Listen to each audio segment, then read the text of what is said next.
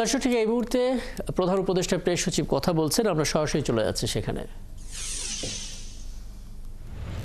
আমাদের সামনে কি ভিশনের বাংলাদেশ চাই সেটা নিয়ে ডিবেটই হয় নাই, বরঞ্চ ছিল যে আপনি দেখেন না 1972-তে জাস্ট 6 মাস পরেই 71-এর কর্নেল জিয়াউদ্দিন হলিডেতে বিখ্যাত লেখা লিখলেন। উনি হ্যাপি না, মানে ওনার যেটা হচ্ছে উনি ডিসইলিউশন হয়ে গেলেন।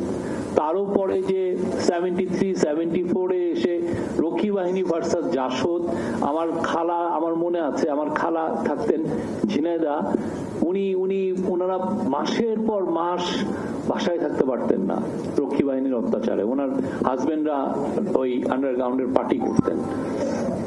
তো এরপরে যে আমরা 80s-এর দশকটা একটা আমি বলবো যে লস টিকেট, আমরা কিছুই করতে পারিনি।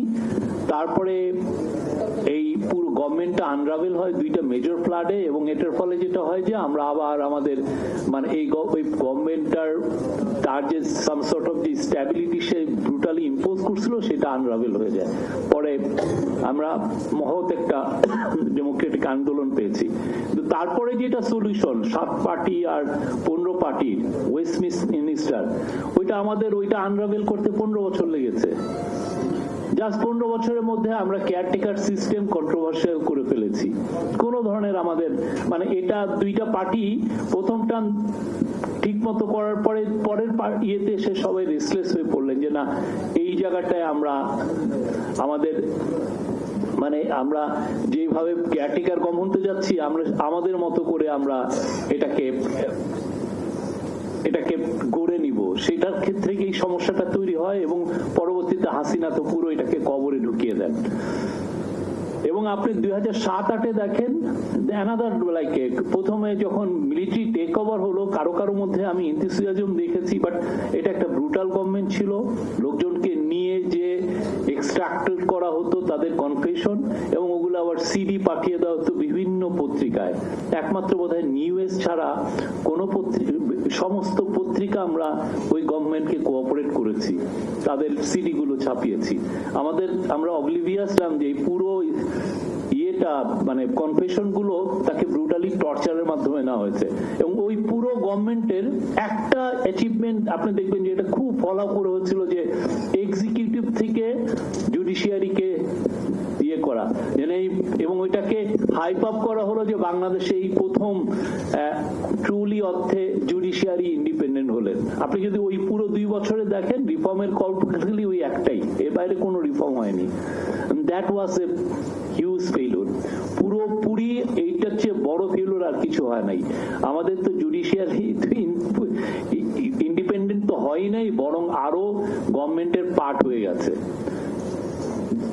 পরবর্তীতে আমরা দেখেছি চিফ জাস্টিসের প্রতি কি করা হয়েছে, যতগুলো বিচার দেখেন বিচারগুলো কি হয়েছে, কিছুই হতো না। তো আমরা এখন যেই জায়গায় এসেছি 15 বছরের একটা মহৎ একটা গ্লোরিয়াস আন্দোলনের কারণে আমরা এই জায়গাটা এসেছি, এবং আমরা কি সেই আগের জায়গায় ফিরে যাব কিনা, আমরা কি আবার এই যে আমাদের মধ্যে যে রেস্টলেস মাইন্ড গুলো আবার চারা দিয়ে উঠতেছে, আমরা কি সত্যিকার অর্থে রিফর্মটা করতে পারবো কি করতে পারবো না, এটা এখন বিগ ইস্যু। এই রেস্টলেসনেস আমাদের সোসাইটিকে আমি দেখতেছি যে এটা ডিভোর করছে। সবাই সকালে উঠে দা অ্যামাউন্ট অফ মেসেজ আমি পাই, আমার রাত 1টা-1:30 পর্যন্ত এই মেসেজের উত্তর দিতে হয়, গভর্নমেন্ট কোন দিকে যাচ্ছে, ইয়ে কোন, আর সাথে আছে ধরেন বর্ডারের ওই পারের থেকে এক ধরনের কোঅর্ডিনেটেড ম্যাসিভ একটা ডিসইনফরমেশন ক্যাম্পেইন। আপনি কতগুলো মানে আপনি ব্যাটেল মানে কত দিক দিয়ে করবেন। একটা হচ্ছে ডায়াসপোরা একটা রেস্টলেসনেস আপনাকে দিচ্ছে, প্রতিদিন একে সরান ওকে সরান, একে আনেন ওকে আনেন। আপনার কোন ধরনের মানে আপনি একটা মিনিমাম আপনার অর্ডার আপনি এরা ইয়ে করতে চাচ্ছে না। এখন আমি তো জানি না সত্যি উনি যেটা বলছেন সেটা কি সত্যি, উনি কি ওনার পার্সোনাল বেনিফিটের কারণে বলছেন নাকি এটা সত্যি আমার জাতীয় জীবনের ইম্পর্টেন্সের কারণে বলছেন। কিন্তু দেখা যাচ্ছে এরা এত ফলোইং, এদের এই পুরো জাতিকে পুরো বিভিন্ন গ্রুপকে তারা আমি কালকে গ্রামে গিয়েছিলাম, আমাকে একজন ভাই আপনাকে কিন্তু এই গণশত্রু বলেছেন। গ্রামের একটা লোক ফার্মার, খুব শিক্ষিত না, উনি জেনে গেছেন যে আমি একজন গণশত্রু। আমি এবং আমার কোনো সিকিউরিটি ছিল না, আমার ওয়াইফ তো ওরিড হয়ে গেলেন, তোমার সিকিউরিটি থাকা উচিত। সে হয়তো আমাকে এসে বলতেছে যে না আপনি মানে কিছু করছে না, এমন কেউ তো হয়তো আরো সিরিয়াস নিতে পারে। তো পুরো আমি দেখছি যে আমার কেন যেন হচ্ছে একটা সেন্স অফ, আমার হিস্ট্রি যেগুলো পড়া আছে আমার মনে হচ্ছে যে আর ওই আগেকার টেনশন গুলো তো মানে ক্যাম্পাস গুলোতে ছিল বা ফ্রেন্ড মহলে ছিল, এখন তো পুরো সোশ্যাল মিডিয়ার কারণে প্রত্যেকের ওই টেনশনটা, এভরিওয়ান ইজ বিং ইনফেক্টেড।